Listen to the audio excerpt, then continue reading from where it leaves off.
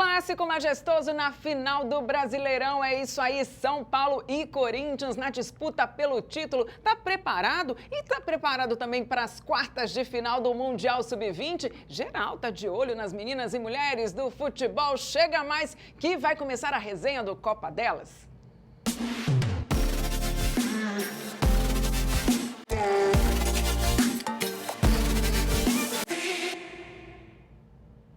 Tem Brasileirão, Mundial Sub-20, Copinha, estaduais. No papo de hoje tem muita coisa. Quem divide a bancada comigo é a Amanda Storck, gerente do Flu Feminino, que também foi supervisora da seleção principal durante a Olimpíada. E online de São Paulo tem o Suleima Sena, do perfil Donas FC. Bem-vindas, meninas! Obrigada mais uma vez, Amanda, aqui comigo. Obrigada, prazer estar aqui. Prazer também, Suleima, a gente que já se encontrou em outros momentos. Que bom você estar aqui comigo. Olá, Marília. Olá, Amanda. Que prazer estar participando dessa resenha gostosa, né? Com tantas mulheres, com mulheres que são verdadeiras donas do jogo, para falar daquele assunto que a gente ama, né? Futebol feminino, com certeza. É isso aí. Aqui só tem dona de jogo, adorei. E é impossível não começar esse papo com a Amanda, né? Falando, na verdade, pedindo um balanço para você do Flu nesse Brasileirão, né? Foi um retorno do Flu à elite e como é que você resume, né, essa temporada até agora? Bom, Marília, assim, acho que a gente cumpriu o propósito nosso, porque na verdade foi a nossa primeira vez na Série A1. E como o primeiro ano na primeira divisão, sempre o grande objetivo é se manter nela e aprender a jogar esse campeonato que é completamente diferente. E acho que a gente conseguiu esse propósito, a gente conseguiu até com algumas rodadas de antecedência a garantia dessa permanência. E foi incrível, assim. E agora é começar o planejamento já para que em 2025 a gente consiga mais coisas. E aí é gradativo, né? Cada ano que passa a gente vai aumentando investimento, vai profissionalizando cada vez mais e para a gente conseguir conquistar maiores resultados. Pois é, eu errei, tá? Você viu que eu comecei falando de retorno, mas é porque eu confundi com o Botafogo, que esse sim foi, mas infelizmente voltou. E é essa questão, assim, que você falou, você manteve o propósito, né? E vai manter também essa equipe, pelo menos o Hoffmann Túlio está garantido para 2025, o trabalho dele está de acordo com o que o Fluminense quer para o próximo ano? Sim, a manutenção do Hoffmann, na verdade, a vinda dele já foi muito importante nesse processo, da gente conseguir finalmente o nosso acesso para a A1. A gente vinha aí há 5 anos tentando esse acesso, conseguimos e a continuidade do trabalho ela é muito importante para o futebol e, infelizmente, às vezes acontece, a gente vê muito de não ter a continuidade, isso atrapalha, porque tem um DNA, tem uma construção, né? O futebol é construído por muita gente, é um coletivo. E essa manutenção, a manutenção do Hoffmann também para 25, para que a gente consiga ir evoluindo junto o trabalho. Beleza, beleza. E para fechar a temporada de 2024, tem o estadual que o Flu tá lá, vai começar dia 5, né? Isso, 5 de outubro, a gente quer muito conquistar esse título inédito. Seria coroar, assim, um 2024 que foi incrível para o Fluminense e para mim pessoalmente, né? Seria incrível e a gente vai com tudo para esse estadual. A gente vai saber bem porque eu já falei, dei o palpite no início, por que foi tão especial para ela, mas eu vou trazer a Suleima para o papo. Su, você acompanhou bem o Brasileirão, essa final para você, né? Já estava mais ou menos desenhada entre São Paulo e Corinthians. O Corinthians é aquela coisa, poxa, a gente já esperava, não é bem novidade, mas queria saber a sua análise desse campeonato, dessa temporada 2024 ali da Elite.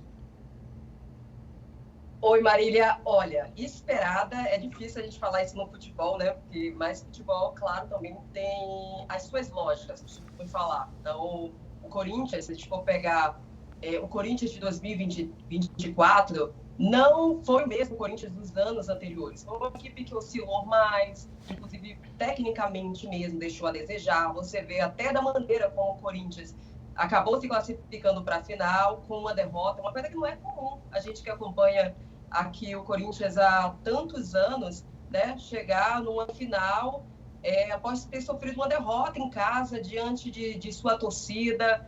né? Tem a questão do técnico ainda estar se adaptando também no próprio time. Eu acho que, psicologicamente mesmo, da torcida aceitar a saída do Arthur Elias, né? Por exemplo. Mas o São Paulo, para mim, foi a grande surpresa, porque é uma equipe que vem evoluindo, né? Durante os anos, ainda oscila bastante, mas fez uma campanha muito boa, digo assim, regular, né? 10 pontos ali de diferença para o Corinthians, mais 2 a menos que a Ferroviária, segunda colocada, que é sempre realmente uma pedra no sapato, é outra força, outra potência no futebol feminino. A gente viu aqui em São Paulo, a gente está encarando realmente um grande acontecimento, porque eu acho que seria um pouco chato também se a gente tivesse, todo respeito à Ferroviária, que eu adoro, mas assim, a gente tivesse uma final como no ano passado, porque é bacana que a gente veja outros times chegar em relação à competitividade mesmo, né, do campeonato, da chance, inspira outras equipes também a poder fazer um trabalho mais bem elaborado. Então, o São Paulo, eu acho que toda essa construção que já vem de um tempo, é uma equipe que tem uma base muito forte, que sabe exatamente jogar com essa base. Você olha hoje no Mundial, você vê que tem jogadoras decisivas, né? Daqui a pouquinho a gente vai falar sobre isso, mas saindo do São Paulo. Então é muito bacana a gente ver uma final diferente, uma final de clássico e, especialmente, a gente tem que tocar nesse ponto, ser uma final que vai ser disputado nas casas, né? Nas respectivas casas, São Paulo e Corinthians. Isso é muito bacana, acho que enriquece muito o futebol feminino e a competição em si. Eu tenho certeza que vai ser uma grande final, tanto dentro de campo como nas arquibancadas, né? Então, eu acho que a expectativa é muito grande mesmo. E eu estou muito feliz com esse momento que o Campeonato Brasileiro está vivendo. A gente vê, não ser tão óbvio, né? Mas uma final com São Paulo, Corinthians, é muito bacana. Acho que quem ganha é o campeonato. Pois é, a gente falou aqui sobre essa questão dos times jogarem nas próprias casas, o quanto isso é importante para a torcida, é importante para o público, é importante para todo mundo, para quem assiste e tudo mais, e para quem joga especialmente também. Que bom, né? Como você ressaltou, e é importante. E outra questão, é o que você falou, a gente tem total respeito a todos os times, inclusive eu comentei aqui o Corinthians, é isso, eu tenho total, respeito ao Corinthians e à torcida também. Não me levem a mal. A gente quer realmente ver essa democratização, né, de repente, do futebol feminino. Você já está percebendo isso, Amanda? Para o ano que vem a gente tem times de outros estados, né? Sim, na verdade, como a Suleima comentou, é muito interessante a gente ver esse movimento de outras equipes chegando e eu acho que é natural, assim, o campeonato está se desenvolvendo, os clubes também, cada vez mais, olhando com mais carinho para os seus departamentos de futebol feminino. E eu acho que é natural também. Não só, a partir de agora, a gente vê outras finais com outros times e não só o Corinthians. Isso. Acho que tem muito, óbvio, qualquer pessoa que assuma o Corinthians pós Arthur Elias e pós tudo que foi construído por ele e pela Cris, ele vai ter qualquer dificuldade e vai ter muita comparação, claro. Mas não é só isso, é também os outros clubes, os outros times conseguindo chegar e investir, trazer meninas, formar meninas, e a gente vê esse São Paulo aí, que tem uma base muito forte.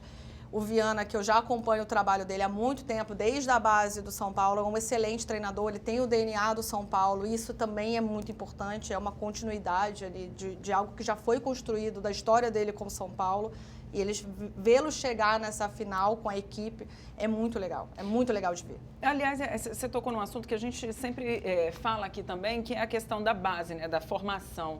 Como o São Paulo já tem essa referência, principalmente da federação, que faz os festivais, né, do Sub-12, Sub-13 e tudo mais. Você acha como é que fica aqui o Rio, né, fazendo essa... Porque a gente está aqui no Rio, tem que falar do Rio. Mas como é que fica o Rio diante disso? Como é que você avalia? Será que um dia a gente consegue ficar ali par e passo com São Paulo?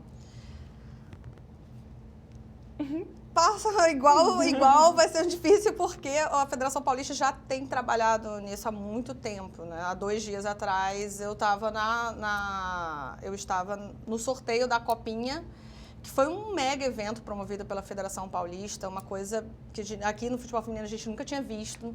São 20 clubes participando da Copinha, 10 estados. A gente começa a ver futebol feminino de base sendo jogado no Brasil inteiro. Então foi realmente incrível é incrível o que a Federação Paulista faz pelo futebol feminino. Então todas as outras federações estão alguns passos atrás, mas a gente já vê no Rio movimentos legais assim dos clubes, Botafogo investindo bastante na base. Na verdade, a final da Copinha ano passado foi uma final carioca, total. Botafogo e Flamengo. Isso diz muita coisa. Isso diz que há um futebol feminino de base sendo desenvolvido aqui no Rio de Janeiro. Eu acho que a gente só tem a melhorar e a ter mais categorias, enfim, e desenvolver cada vez mais meninas. Beleza. Ô Su, já que você está aí em São Paulo e estava lá também no evento, né? O que você achou? Assim, tiveram algumas pouquíssimas mudanças. Na verdade, o que diferencia a primeira Copinha, que foi do ano passado, para essa, foi a inclusão de mais clubes, né? Exatamente. Enfim, a Amanda falou muito bem, principalmente, tem que ressaltar isso, gente, que parece uma coisa assim banal a gente falar de uma festa de gala, mas para o futebol feminino tem muita representatividade.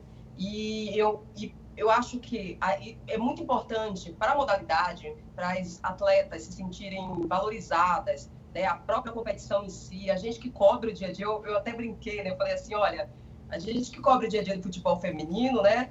A gente tem que se acostumar, a gente está começando a se acostumar com isso, porque a gente às vezes não sabe nem água. Tá ficando mal acostumada. Beber, né? Eu quero luxo sempre.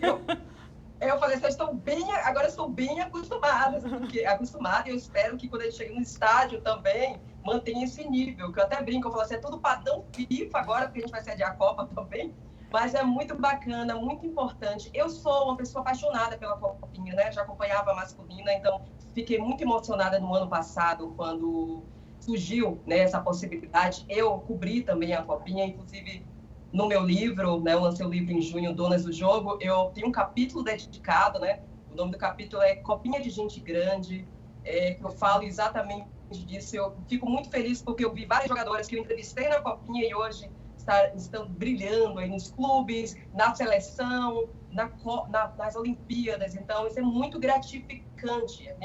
Isso é a prova de que realmente o futebol feminino ele está realmente em constante evolução. Essa Copinha, para mim, ainda é muito mais especial, né? São 10 estados participando. Então, é uma Copinha que é um exemplo para todos. Eu espero que todas as federações do país se espelhem nisso, o que a Federação Paulista está fazendo aqui para o futebol feminino. Então, são 10 estados participando. Vai ter o VAR, né, na final, que isso é muito importante também. Vai ter premiação, cada rodada, né? Cada jogo vai ser escolhida craque. Então, isso é muito bacana para a autoestima dessas jogadoras. Eu acho que a mentalidade muda quando você entra numa competição. A possibilidade de você estar fazendo a segunda Copinha também, o que acontece? Você acaba preparando as outras equipes. Vou dar um exemplo. O Vitória. No ano passado, eu entrevistei o técnico do Vitória e as jogadoras. Eram jogadoras com 16 anos, 15 anos, 14 anos participando de uma Copinha Sub-20. E a justificativa era exatamente porque eles não tiveram tempo de preparar. E na Bahia, que a gente tem que falar da realidade no Brasil inteiro, não tinham competições também de base. Então, quanto isso é importante, uma Copinha para poder inspirar as outras federações também. E aí, nesse ano, já teremos lá no Campeonato Baiano Sub-17. Então, a Bahia é um berço, né, também de revelar jogadoras, é um celeiro, né? A gente tem Cici, a gente tem Formiga, dentre outras, Elaine e a Rafaele, né? Tem a Rafa, e aí só que a gente não tinha, jogadores lá não tinham essa oportunidade, né, de disputar um campeonato de base. Então é muito bacana porque vai, enfim, inspirando outras seleções também a seguirem esse mesmo caminho. E a gente fica feliz, porque o que a gente espera, que a gente quer, que a gente pede, a gente quer deixar de ser reclamonas, né, Marília, né, Amanda? Porque a gente está com fama, a gente do futebol feminino fica com fama de reclamona. Mas eu falo assim, a meta é chegar um dia a gente só ter elogios, né? Falar assim, ai, que bom, bacana, a gente só focar nas competições, só na competitividade, no público. Quando será? É isso. Eu acho que a meta da gente é essa, a gente não quer ficar, ninguém gosta de ficar reclamando de horário de jogo, de falta de estrutura, de jogador. A gente quer realmente chegar realmente no padrão FIFA. Não, completamente de acordo. Eu vi que a Amanda também está de acordo, porque é isso, né? Essa fama é porque a gente quer mais, a gente cobra mesmo, porque a gente quer a normalidade, né? Eu lembro da Taissan que Passos, que é hoje técnica do Grêmio, e a Amanda conhece bem porque ela já passou, teve uma história grande ali no Fluminense. Ela falava assim, um dia eu quero chegar na mesa e falar de futebol. Eu quero falar exatamente do lance que a Adriana fez, do lance que Tarsi fez. Eu não quero ficar cobrando que o meu time jogue na sede do clube, né? No estádio do clube. Enfim, e concordo com o que você falou, Su, que eu acho que realmente a gente ganhou um fôlego e que não tem como mais olhar para trás. Se olhar para trás vai ser catástrofe total, então eu prefiro... Eu sou da que pensa meio poliana, feliz, né? Mas eu penso, realmente, tenho a esperança que as coisas se melhorem cada vez mais. Parabéns aí pela Federação Paulista por mais essa copinha, que é claro que a gente vai acompanhar por aqui. Até peguei aqui as datas, vai começar dia 28 de novembro e vai até o dia 15 de dezembro. Ainda falando em base, eu queria falar com vocês do Mundial Sub-20, que o Brasil está indo super bem, né? A gente acabou de avançar às quartas de final depois de derrotar o Camarões e a gente pode enfrentar a Áustria ou Coreia do Norte. Você tem acompanhado, né, Amanda? E, na verdade, você já acompanhou outras competições das meninas na seleção, né? Da base da seleção. Isso. Muitas dessas meninas que estão nesse Mundial Sub-20, eu acompanhei o início delas na seleção Sub-17, porque eu fui supervisora da 17 ali no pós-pandemia. Então, Lara, a Carol, que hoje em dia trabalha comigo no Fluminense. A Carol Firmino, claro. Sim, a Guta. Essas meninas todas eu acompanho desde novinhas, desde Sub-17. Então, ver o nível que essas meninas estão jogando e mais, assim... Elas vão chegar na seleção principal daqui a um tempo muito preparadas, como a própria Priscila, que esteve nas Olimpíadas. E a gente não pode esquecer que a Priscila é sub-20, às vezes a gente esquece, porque ela tem muito futebol. Priscila nasceu em 2003, gente. Exatamente. É isso? Não canso, ela é muito jovem. Exatamente. Então, assim, é incrível de ver. A Rosana é uma grande treinadora. E o Jonas também já fazia um excelente trabalho no Sub-20. A Simone também é incrível, sou suspeita, porque a Simone é uma formadora nata. E a Rosana está dando continuidade nesse trabalho, uma grande treinadora. Assim, a gente vai ver muita coisa boa nessa seleção. Uma questão até, porque a gente trouxe a Taissan semana passada, por isso que eu estou citando ela de novo, mas ela falou muito disso, de que hoje as meninas que estão no Sub-20, elas já têm a personalidade, na verdade, a característica de quem já está na seleção. Ou seja, mais uma vez, a gente falando dessa evolução, né? Exatamente. Elas chegam muito mais preparadas. Assim como as meninas sub-17 hoje, elas já chegam mais preparadas. A gente vai ter cada vez mais, é isso que você falou, a gente cobra muito, mas é que a gente cobra porque a gente sabe que a gente tem muita coisa para dar. O futebol feminino do Brasil tem muito para dar e por isso que a gente fica meio chata cobrando as coisas, porque a gente sabe o potencial. E esse trabalho que vem sendo desenvolvido pelos clubes, pela seleção nesses últimos anos, tem provado isso. A gente tem trazido para o mercado meninas muito preparadas, muito preparadas. E que bom que tem se desenvolvido assim. Eu conversei com as meninas ontem lá no Fluminense sobre o que eu vivi nesse evento da Copinha, que a Sul também estava. E elas, cara, eu queria muito que tivesse tido isso na minha época, assim. Nossa, acho que a gente ia ser a dona do mundo se a gente estivesse fazendo isso há 30 anos, sabe? Exato, dona do jogo total. Ô Su, conta pra mim, você acha que esse título inédito aí da Sub-20 vem? A gente que acabou de sair de uma Olimpíada chegou tão desacreditada, elas não, já chegaram se querendo, né? Se podendo, na verdade. Olha, eu acho que nunca esteve tão perto. De falar, porque eu tenho acompanhado o trabalho incrível que a Rosana tem feito, a Rosana Augusto tem feito liderando a seleção feminina, né? Já venho acompanhando o trabalho dela como técnica desde do RB Bragantino, E eu acho que ela consegue passar toda a sua experiência, tudo para dentro do grupo, né? A gente vê as meninas, apesar de serem tão jovens, mas com uma maturidade incrível, né? A partida de ontem contra o Camarões, que foi a partida mais difícil da seleção brasileira até o momento, elas conseguiram virar um jogo, né? Chegar em uma prorrogação. Então, a questão de mentalidade, que a gente antigamente tinha uma dificuldade muito grande para poder reverter um placar, enfim, estar em uma situação difícil e sair por cima, eu acho que a gente já superou. Agora a gente vai sair o adversário entre Coreia do Norte e Áustria, né? Sim. E aí eu vou falar assim, eu falei que a seleção feminina principal precisava passar da França, que a França era aquele portal que a gente precisava passar. E a seleção caso, em frente, por exemplo, a Coreia do Norte, acho que vai ser meio que a nossa França, porque o Brasil foi, 2018 também, desclassificada, é uma equipe também para ficar de olho. Então, eu acho que, sim, a gente passando das quartas de final, eu acho que tudo é possível, né? E a gente tem jogadoras, como vocês citaram, e a Priscila, que é uma jogadora que tem muita personalidade, uma própria Dudinha, né? Milena, enfim, tem jogadoras que estão acostumadas a competirem em alto nível, já estão servindo os seus clubes, a seleção principal também. Então, eu acho que a gente, sim, nós temos chances de chegar a uma final e de conquistar o título. Eu acho que nunca estivemos tão perto, com claro, toda a atenção que a gente vai olhar para as outras seleções, mas a gente tem que começar também a olhar para a gente, né? O trabalho está sendo feito, não foi de uma hora para outra, como a Amanda colocou, a Amanda que foi supervisora da base, então ela sabe que é um trabalho que vem sendo construído dentro da Confederação Brasileira de Futebol também, com mulheres que estão ali também trabalhando no dia a dia. Então eu acredito muito na força desse trabalho, as pessoas que estão com tanta vivência dentro do futebol. Eu acho que sim, temos condições de levar o título. Podem me chamar de emocionadas, mas eu acredito.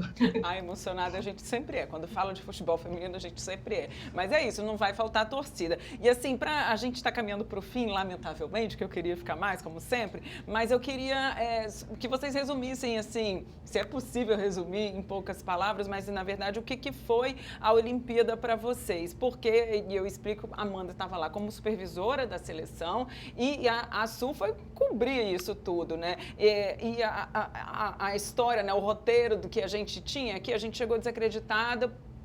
Isso eu falo, não falo em nome de supervisão. A imprensa, a gente chegou, achava que o Brasil não ia chegar tão longe e chegou até a final com muita chance desse ouro vir. Como é que você resume essa Olimpíada para você? Nossa, eu acho que foi a experiência mais incrível da minha vida, assim, eu não tenho palavras. E interessante você falar isso, que da seleção, né, no senso comum e desacreditada, mas a gente que estava dentro, e eu tô praticamente vindo com a seleção nas convocações desde outubro do ano passado, desde a convocação do Canadá. E quando você vê o trabalho do Arthur e da comissão e o potencial dessas meninas, e meninas que eu sou fã demais, a Tamires, as meninas do Corinthians, Portilho, a Rafa. Se você que acompanhou ela ali desde Exatamente. sempre. E aí você vê, você acredita. Em outubro, na minha primeira convocação com a principal, eu falei, cara, a gente vai ter uma medalha, a gente vai trazer uma medalha para o Brasil. Até porque também o Arthur também acreditava muito e ele consegue passar muito isso para o grupo, né? Ele é incrível. Ele chegou onde chegou e ganhou tudo que ele ganhou porque ele é diferenciado. E ele consegue transmitir isso. E as meninas também compraram essa ideia e elas também são diferenciadas. Totalmente. Que grupo. Que grupo incrível. Angelina, todas, 100%. A Luciana, que é uma líder. Enfim, todo mundo. Então, eu acreditava muito. Estou vivendo essas Olimpíadas desde janeiro, né? Desde a organização toda, inscrições, reuniões com o COB, eu e a Cris. E a gente acreditava muito e foi realmente incrível, incrível. Não tenho palavras. É difícil mesmo, ainda mais para você que acompanha, está na gestão do futebol feminino há tanto tempo, né? E ver essa retomada emociona, de fato. Você chorou? Então, na prata? se eu olhasse pra Cris, eu ia chorar porque eu sabia que ela estava chorando, eu não olhava pra ela. Porque se a gente chorou de casa, imagina você. E assim, foi muito intenso, né? Porque era muita mudança de cidade, foi uma logística difícil de fazer. E a gente estava muito cansado.